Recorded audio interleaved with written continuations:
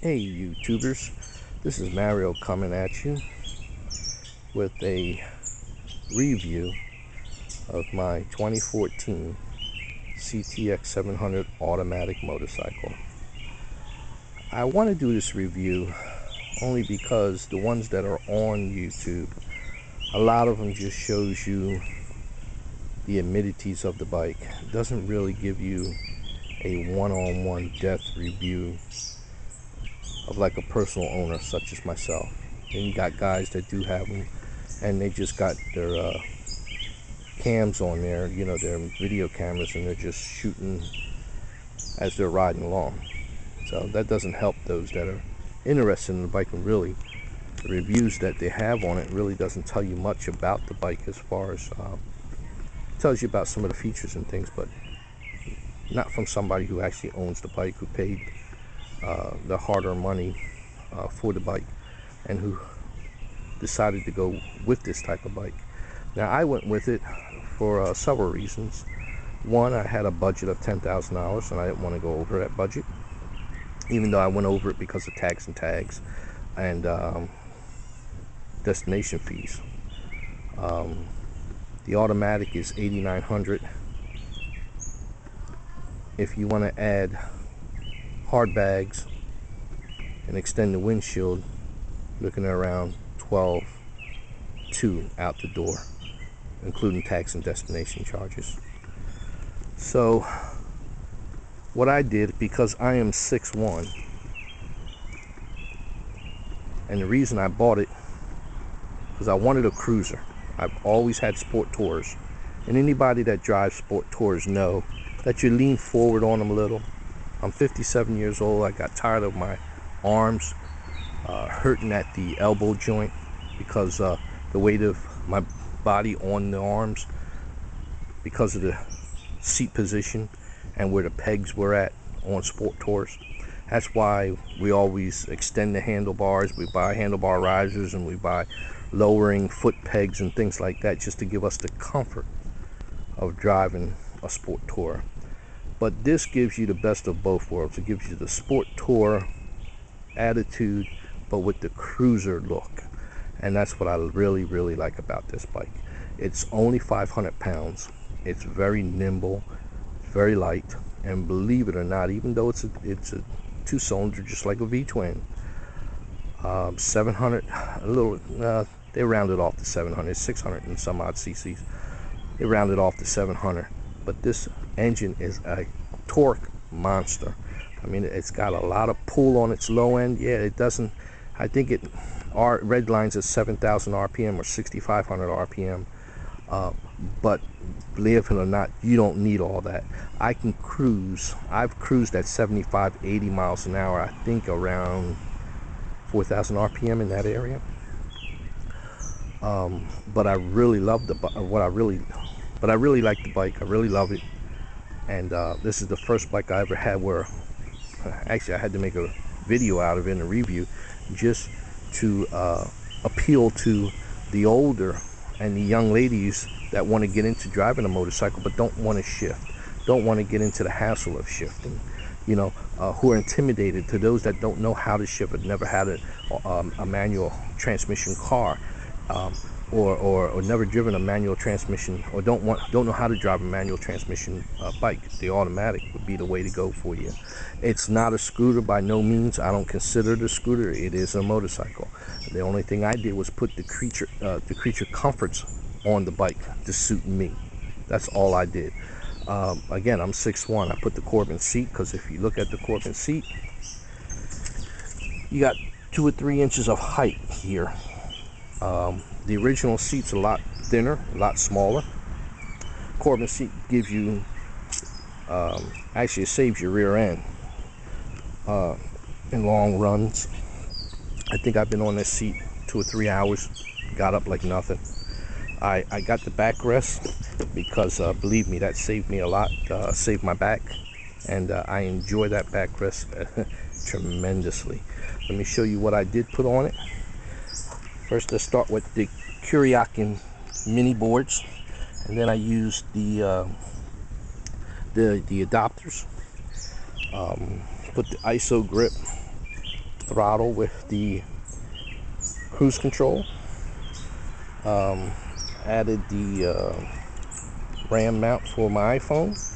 And then over here, while I was at Honda having the first service done, I had them put me in a cigarette lighter or 12-volt power source so I can power up my phone, or if I had a piece of heated clothing on, I can use that outlet for that. What else? I'll show you some great features of it. You can still shift this as a manual transmission. You feel downshifts, you feel upshifts. When you take off on this in drive mode, it shifts. You feel the shifts, especially when it's in third gear, and you really, sometimes I'll come around a bend, it's in third gear, and and as I'm coming out of that turn, I'll gun it a little, and this thing just pulls. It's just phenomenal. So a great feeling. But here is once you start it up, it's in neutral. Then what you would do, you would come over here to this selector here. Okay, here's your neutral. After you stop, you put it in neutral, if that's what you want to do, or when you're parking. And then the D is for drive mode. You just hit drive mode, and what'll happen is, you'll see an indicator light come on the cluster there, on that cluster, and it'll tell you that you're in drive mode. Then you got S mode. S mode is for if you hit that one more time after you put it in drive, you hit it one more time, it'll go into S mode. That's sport mode, and what that means, or what that does, is allow a longer shift between shifts. Then you can literally, when you first start it up, it's already in automatic mode, but you can put it in manual mode, and then come over here and shift it. Here's the paddles right here. That's the downshift paddle. On the opposite side of that paddle is the upshift paddle. This here's your emergency brake. Got 4-way flashers. Here's your horn, your high beam, low beam, and turn signal switch.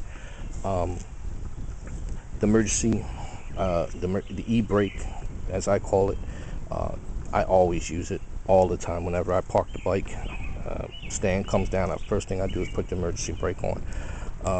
They recommend that highly, only because, again, it's an automatically. When it stops, you shut the engine off. It's in neutral. The bike can roll on you, even with the kickstand down.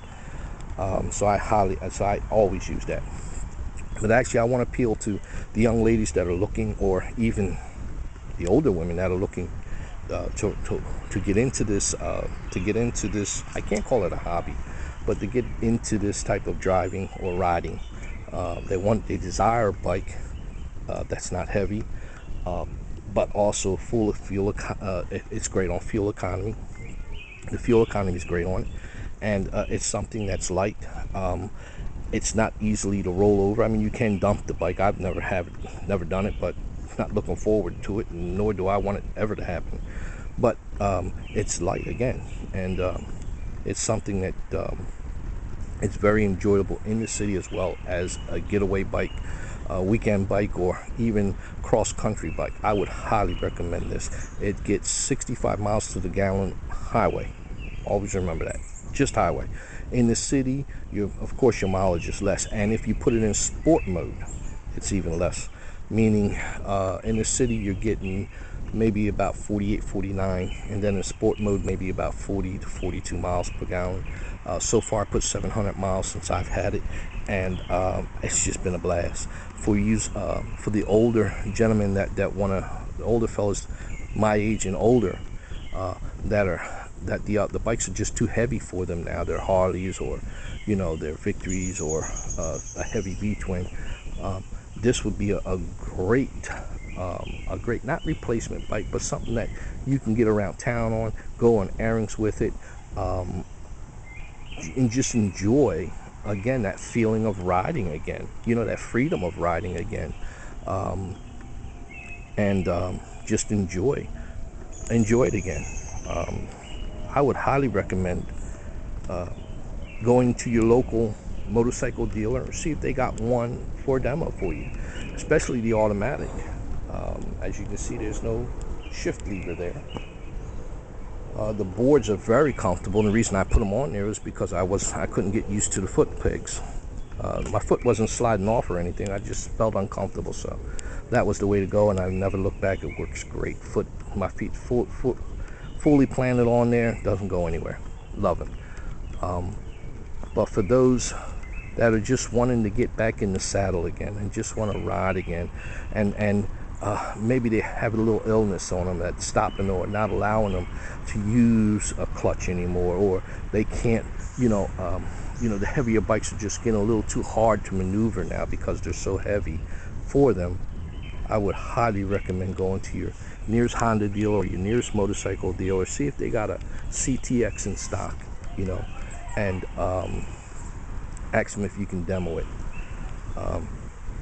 The females that want to get into this or they have a V-twin now, or something of that nature, maybe a Sport Tour, and it's just too heavy for them, or they want something lighter, this is the way to go. As you can see with the bags on it, it looks great. It looks phenomenal. Now the paninis, they call these paninis, they're separate from the bag. You have to buy them separate. I think they only got them in red and black, because those are the only two options of color that comes in 2014. 2013 was all black, but 2014 they made red and black. So there you have it. I just enjoy the bike. I wanted to make a YouTube video to appeal to those that are wanting to get back into it, or wanting to get back into riding a motorcycle, but haven't found anything that they're comfortable with, or that they're unable to ride because of illnesses or circumstances that happen in their lives. For those that just want a daily commuter, I would highly recommend this for those that want a daily commuter.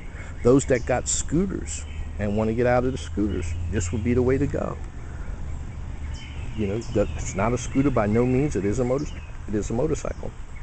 It is, as far as the muffler is concerned, it is a little low.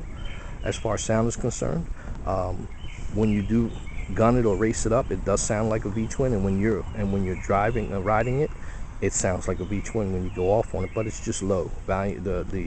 The sound is very low. I'm waiting for someone to come out with a muffler for it that's going to give it a higher decibel in sound and still give me the same looks. I like those look. I like the look of that muffler coming, that back end, that tail end of that muffler coming out of there. So anyway, there you have it, YouTubers and motorcycle community. I hope you enjoyed the video. If you have any comments, please leave them. If I can answer any questions, I will. And by the way, for those, I don't know why Honda is doing this, but they're nitpicking the saddlebags and whatever other accessories. They're just, when I say nitpicking, put it to you this way: saddlebags are $600. The paninis, I believe, are $125 if you can get them. I had to get them aftermarket, and they cost me $145. The brackets are another $300. The trunk mount or the luggage rack, more money. This is all separate. All those brackets, all that stuff back there is separate. So you got to think about that stuff and see what gets added. Now, the cool thing about the bags is they come with the locks. You don't have to buy separate the locks. You do have to get them keyed. You have to either have Honda do it, or if you're good at doing this stuff like I am, I did it myself. It wasn't that hard. You have to put the tumblers in, and it shows you step by step what to do, but it's pretty neat. In order to get the bags, mount the mounting hardware on there, because down in here is part of the bag mounting hardware, as you can see, and this is bracket here, comes up in here. So all of the side covers had to come off, along with this side cover here. And I got the instructions online of how to disassemble this bike, even though I bought the whole manual. I got the service manual for this bike also. So there you have it, YouTubers. I hope this shed some light on the review of the CTX 700 automatic. Again, as far as service is concerned, the only thing they did at 600 miles was change the oil, and they do recommend, Honda recommends changing the automatic transmission filter along with the first service. But they told me I didn't need it. It was perfect. It was nothing wrong with it, so I saved a few dollars there. And the other thing about it, you don't change the oil till 6,000 miles, till the next oil change is at, or the next service is at 6,000 miles. Put it to you that way. I'm not gonna wait that long. I'm used to changing my oil at 3,000 miles, and that's what I'll do. So there you have it, YouTubers. Again, I hope everyone enjoyed it. I hope it shed some light. If you have any questions, please leave them. I'll get back to you as soon as possible on those questions. Other than that, peace out.